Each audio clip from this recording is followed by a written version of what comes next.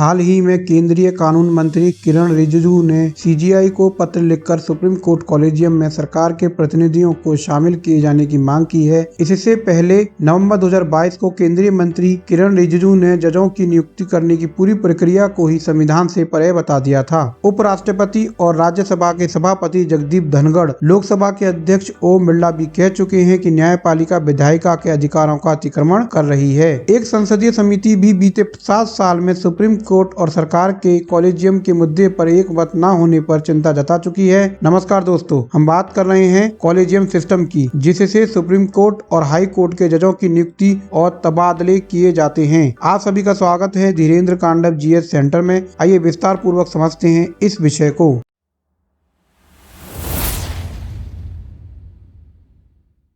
High court और supreme court के जजों की नियुक्ति को लेकर सरकार और न्यायपालिका के बीच टकराव कोई नई बात नहीं है। इससे पहले एएन रे की नियुक्ति सीजीआई के रूप में इंदिरा गांधी के समय हुई थी। तब रे को 3 सीनियर जजों के स्थान पर नियुक्त किया गया था। वर्तमान समय में सरकार और न्यायपालिका के बीच टकराव की शुरुआत 2014 से होती है। नरेंद्र मोदी के नेतृत्व में जब देश में एनडीए सरकार बनी तो केंद्र सरकार साल 2014 में ही संविधान में 99वां संशोधन करके national judicial appointment commission NJAC अधिनियम लेकर आई। इसमें सरकार ने कहा कि चीफ जस्टिस और सुप्रीम कोर्ट, हाई कोर्ट में जजों की नियुक्ति के लिए कॉलेजियम की जगह अब एनजेएसी के प्रावधानों के तहत काम किया जाएगा। परंतु सुप्रीम कोर्ट ने 2015 में इसे रद्द कर दिया था और तथा कॉलेजियम व्यवस्था को ही जारी रखा था। 25 नवंबर को केंद्रीय कानून मंत्री ने याद दिलाने की कोशिश की कि सुप्रीम कोर्ट ने अपनी समझ और कोर्ट के ही आदेशों को आधार बनाते हुए कॉलेजियम बनाया है। उन्होंने पूछा, आप ही बताइए कॉलेजियम सिस्टम का संविधान में कहाँ जिक्र है? केंद्रीय कानून मंत्री की यह बात दुरुस्त है कि संविधान में कॉलेजियम का कहीं जिक्र नहीं है। ऐसे में ये समझने की जरूरत है कॉलेजियम व्यवस्था क्या है, वह कैसे काम करती है तथा ये अस्तित्व में कैसे आई और उसको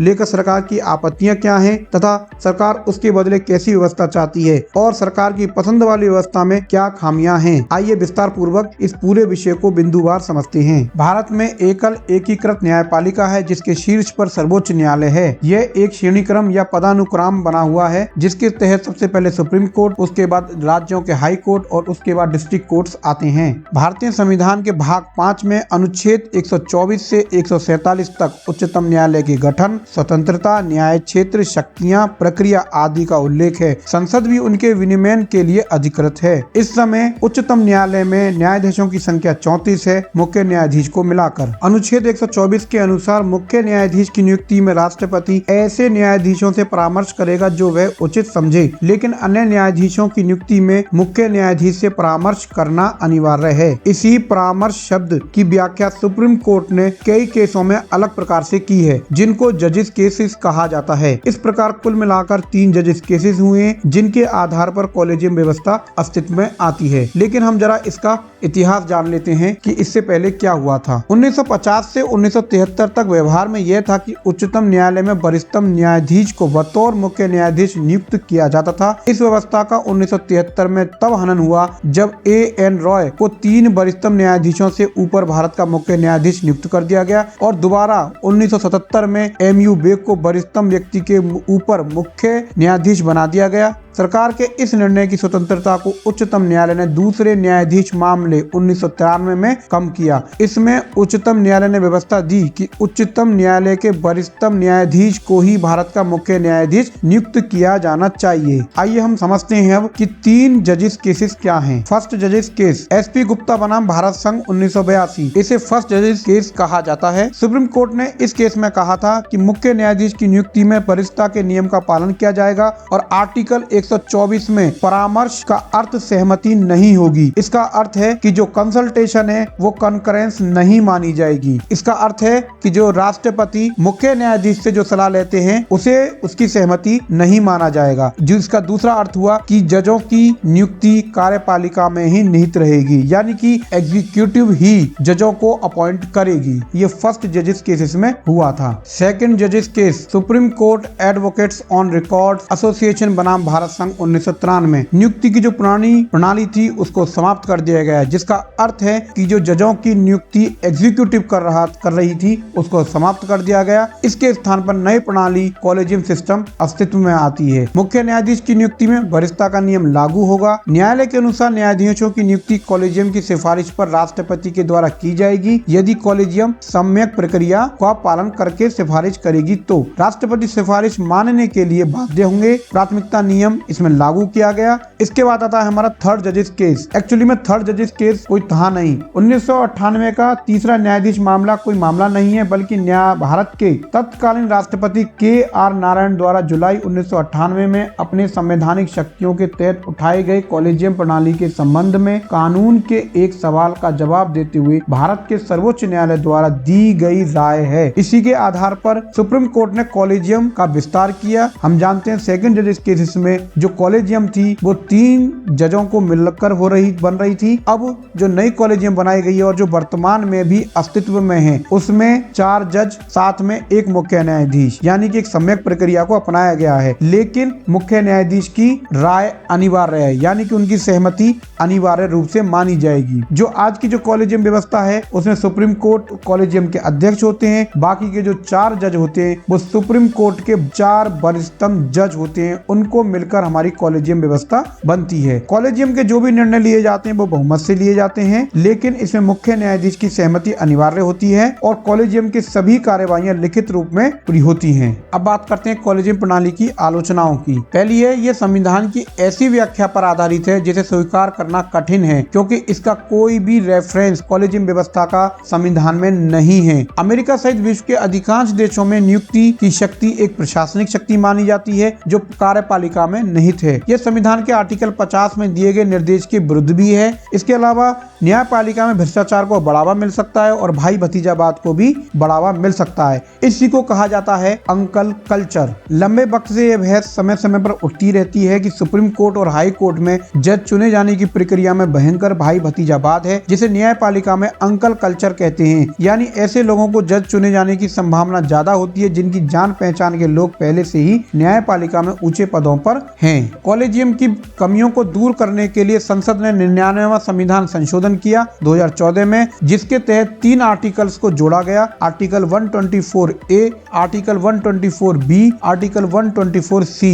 जिसमें राष्ट्रीय न्यायिक नियुक्ति आयोग के गठन का प्रावधान किया गया था। NJAC 6 सदस्यीय संस्था होती जिसमें एक अध्यक्ष जो स्वयं मुख्य न्यायाधीश होते, 5 सदस्य और होते। इन 5 सदस्यों में 2 सदस्य सुप्रीम कोर्ट के वरिष्ठतम जज होते, 1 सदस्य भारत का विधि मंत्री होता यानी कि लॉ मिनिस्टर, बाकी के 2 सदस्य ख्याति लब्ध व्यक्ति होते यानी कि मनोनीत किए जाते। ये मनोनयन भी एक समिति के द्वारा होता। जो ये समिति होती ये 3 सदस्य होती, जिसमें मुख्य न्यायाधीश, प्रधानमंत्री और लोकसभा के विपक्ष का नेता या सबसे बड़ा विपक्ष पार्टी का नेता। NJAC के द्वारा कोई ऐसा नाम प्रस्तावित नहीं किया जाता जिस पर 2 या 2 से अधिक सदस्य असहमत हों। कॉलेजियम की सभी शक्तियां NJAC को देने का प्रस्ताव किया गया था। 2 ख्याति लब्ध सदस्यों में कम से कम 1 सदस्य अनुसूचित जाति, जनजाति, महिला वर्ग या पिछड़ा वर्ग से तय किया गया था। इसके बाद 4th जजेस केस आता है हमारा supreme court advocates on record association बनाम भारत संघ 2015। 99वें संशोधन को चुनौती दी गई, सुप्रीम कोर्ट ने रद्द कर दिया इसे। NJAC को सुप्रीम कोर्ट ने रद्द करते हुए जो तर्क प्रस्तुत किए हैं वो इस प्रकार हैं। पहला है, भारत का संविधान न्यायपालिका की स्वतंत्रता सुनिश्चित करता है, जबकि NJAC न्यायपालिका की स्वतंत्रता में हस्तक्षेप है, अतः यह असंवैधानिक है। दूसरा,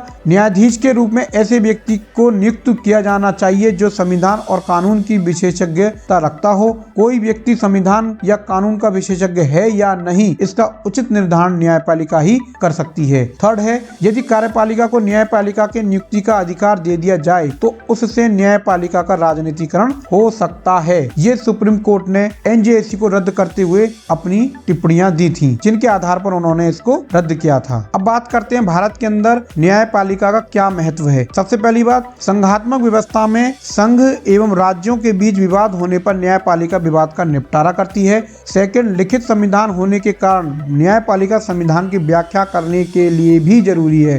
थर्ड, भारत में न्यायपालिका विधायिका की निरंकुशता पर रोक लगाने के लिए भी महत्वपूर्ण है। मौलिक अधिकारों की रक्षा के लिए न्यायालय जरूरी है। एंड लास्ट, विभिन्न प्रकार के विवादों को निपटारे के लिए भी न्यायपालिका की आवश्यकता मानी गई है। अब बात करते हैं कि विशेषज्ञ इस बारे में अपनी राय कैसे देते हैं। BBC हिंदी से बात करते हुए दिल्ली हाई कोर्ट के रिटायर्ड जस्टिस RS सोडी कहते हैं, संविधान में जो लिखा है उसमें कहा गया है कि राष्ट्रपति चीफ जस्टिस से कंसल्टेशन करेंगे, ना कि सहमति लेंगे। लेकिन सुप्रीम कोर्ट ने अपने फैसले में विचार विमर्श को सहमति में बदल दिया। मैं मानता हूं संसद सुप्रीम है। अगर आप किसी प्रोविजन से सहमत नहीं है तो आप उसे संसद में दोबारा विचार के लिए भेजिए या उसे रद्द कर दीजिए। जस्टिस सोडी कहते हैं, सुप्रीम कोर्ट खुद के लिए कानून नहीं बना सकता। इसे हाईजैकिंग ऑफ पावर कहते हैं, जो सुप्रीम कोर्ट को नहीं करना चाहिए था लेकिन उन्होंने किया। आपने फैसले सुनाए और वो अधिकार अपने पास रख लिए जो आपके पास नहीं है, संसद के पास होने चाहिए। मेरा मानना है कि संविधान में कहा गया है कि राष्ट्रपति जजों की नियुक्ति करेगा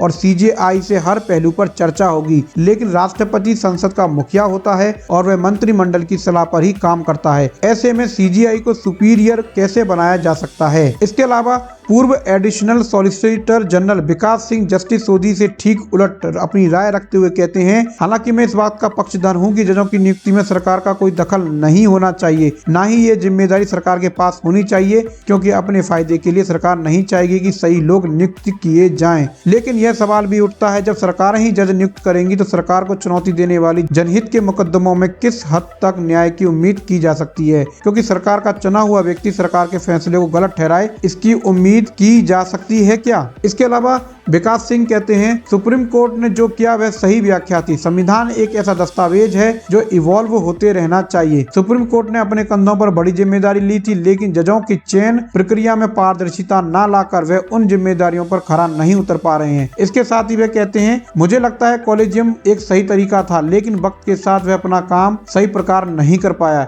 जिस उम्मीद से उसका गठन किया गया था वैसा नहीं हुआ। जब से कॉलेजियम बना है तब से उसने योग्यता के आधार पर नियुक्ति और इस सिस्टम में पारदर्शिता लाने के लिए कुछ नहीं किया है। अब बात करते हैं कि इसका क्या रास्ता हो सकता है, यानी कि फाइनल कंक्लूजन क्या होना चाहिए। इमरजेंसी के समय जब सरकार ने न्यायपालिका में दखल दिया तो उसके बाद सुप्रीम कोर्ट संविधान की न्यायिक व्याख्या करके कॉलेजियम सिस्टम लाया। आज वो व्यवस्था पूरी तरह फेल हो गई है। किसी भी हालत में जजों को सियासत से दूर रखा जाना जरूरी है, लेकिन जज ही जजों की नियुक्ति करें ये भी गलत है। जजों की निष्ठा संविधान के लिए होनी चाहिए, ना कि किसी व्यक्ति के लिए। साल 2015 में जब NJAC को सुप्रीम कोर्ट ने रद्द किया था तो उस वक्त की जजों की पीठ ने माना कि कॉलेजियम की मौजूदा प्रणाली में दिक्कतें हैं और उसे सुधारे जाने की आवश्यकता है। साल 2016 में सुप्रीम कोर्ट ने कानून मंत्रालय से मेमोरेंडम ऑफ प्रोसीजर यानी कि MOP में संशोधन करने को कहा। MOP कॉलेजियम सिस्टम का अहम हिस्सा है जो न्यायपालिका और सरकार के बीच जजों की नियुक्ति पर एक तरह का सहमति पत्र है, जिस पर अभी तक कोई भी कार्रवाई सरकार की तरफ से नहीं की गई है। इसलिए